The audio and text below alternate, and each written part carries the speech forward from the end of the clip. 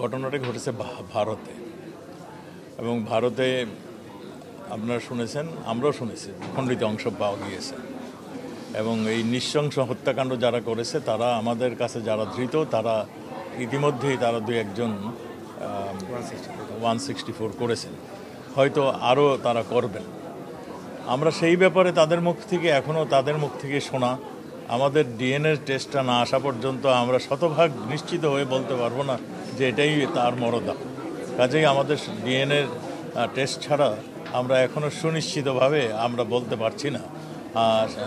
আমি শতভাগ সুনিশ্চিত হয়ে বলতে পারছি। তবে আমরা যতটুকু খবর পেয়েছি, যতটুকু 164-এর মাধ্যমে ক্রিমিনালরা জানিয়েছে, তাতে আমরা এইটুকু নিশ্চিত যে তাকে হত্যা করা হয়েছে।